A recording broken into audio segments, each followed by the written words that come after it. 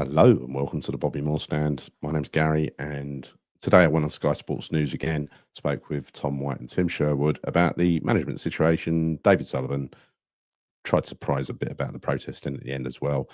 I think it went okay. See what you think. By the way, please, if you haven't subscribed to the channel already, please could you?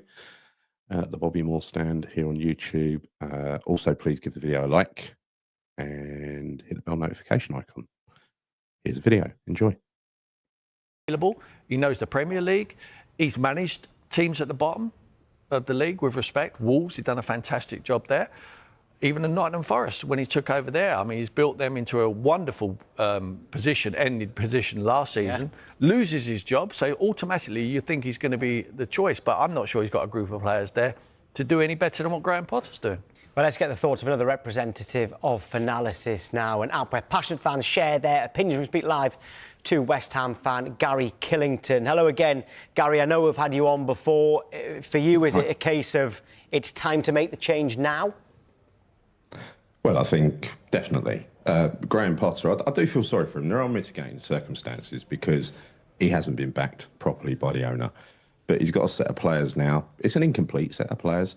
Probably just about a first 11, including two very injury-prone strikers, one of whom's been injured already in Fulkrug. We've brought some players in, including a central defensive midfielder in Magassa, to bring strength, athleticism and legs into the midfield, and yet Potter is not helping himself by persisting with the same old players. For instance, James Ward-Prowse. Nothing against Ward-Prowse, does a good job, does what he can do, but that's not what we really necessarily need.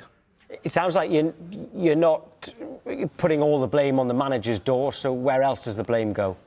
Well, it goes squarely on the door of David Sullivan, who's appointed himself, he's a chairman, right? He's appointed himself director of football this year.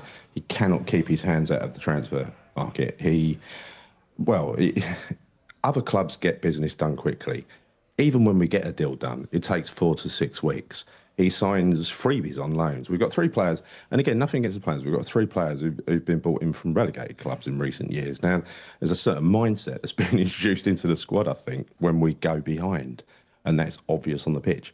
Sullivan is also, he's keen on a freebie. He's keen on an old player. We brought Callum Wilson in. We needed a striker, a young mobile striker to be, another option with Fulkrug. We brought in Callum Wilson.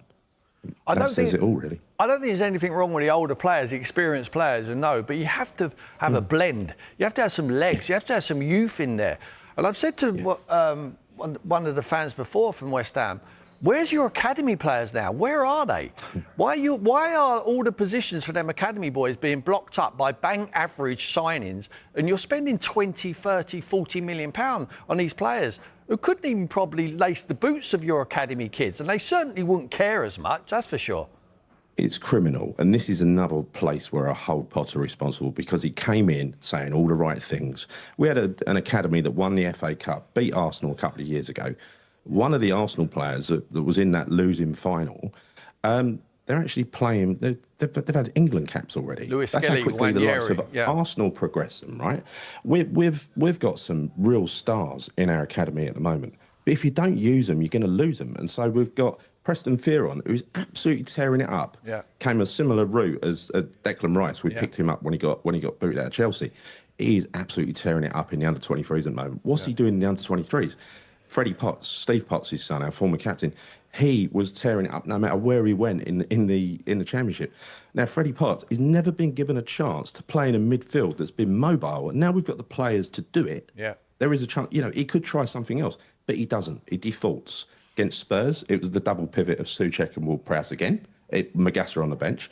This weekend, it was Ward-Prowse, Magassa on the bench, who looks completely demoralised, by the way, on the touchline. There's a message on the bottom of the screen there from a fan called Nathan. Says Potter being sacked is inevitable. He says Deitch in. Now we understand it. Nuno Espirito Santo is set to do it, but I mean, what do you think of that? First of all, what kind of manager to be in? I'm just looking at the odds here on my screen. Espirito Santo is the favourite. Then there's Bilic, O'Neill, as in Gary O'Neill, Sean Dyche, Michael Carrick, Scott Parker, and then Liam Rossini. Do any of those names stand out to you, or is Nuno the one you want? Well, you can rule a few of them out because they're in work. We only ever go for the unemployed managers, the ones that have not got a job. That has been the way since day dot, since Sullivan took over. He is favouring Nuno, obviously. He's done this time and time again. When a manager's in role, like Potter, he will openly go and interview someone else. Right? He's done it to literally every manager, which in itself is a little bit unfair and puts pressure on, and it makes the players lose interest as well, because they say it's inevitable that the manager's off soon. Yeah. So yeah, who would I prefer? I don't know. It's a bit of a dodgy list to choose from. Nuno will be all right, I guess, but he's not going to set the world alight, and he's a bit of a one-trick pony. And we don't have, as Tim said earlier, I don't think we've got the squad to bring out what Nuno wants to deliver. So he might keep us up, but that'll be about the extent of it. Well, forget my list then. I mean, who do you actually want then? Forget that list, because that list was just from the bookies, by the way. Who I want and who's possible. I mean, look, I would be adventurous personally. I'd go someone like Craig Bellamy, who I really like. He's he's a young, bright manager who we know is a bit of a, he doesn't hold back, Craig Bellamy. There's loads of other options like that as well. It's not just him, but somebody out of left field, somebody who's in work and doing a good job, somebody who's got fire in their belly, and he's really excited about the West Ham job, to come in, really want to be here, and I don't get that from Potter, and I don't get it from Nuno. It seems like a theme when you're saying there, Dave, about who you want. I think playing there, certainly at Upton Park, this new stadium, knowing what the fans want there at West Ham, you want a personality, you want someone you can relate to, someone who you feel like will talk. If you're losing at half time, we'll get in their dressing room and talk to them players just like you guys would. Someone like De Zerbi, for me, would have been a perfect fit.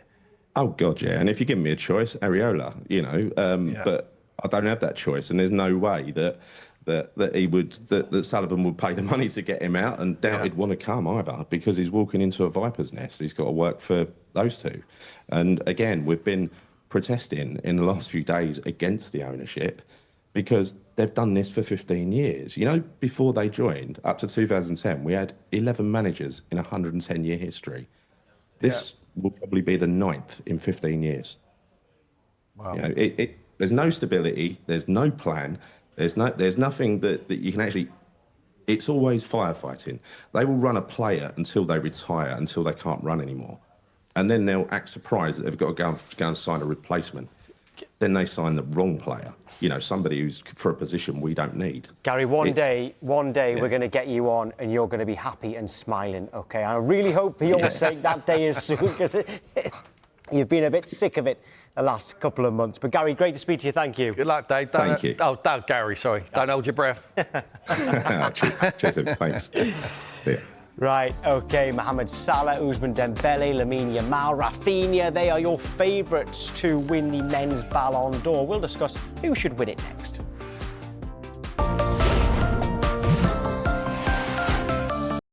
OK, I hope you enjoyed the video. It was quite an interesting experience today, to be honest. It sort of went around the houses a little bit. I think the bit about the youth that Tim raised was really, I mean... Everyone sees it but us, right? Everyone sees it but the manager. But yeah, I think it went well. Let me know what you think in the comments. Until then, see you soon. Come on your own.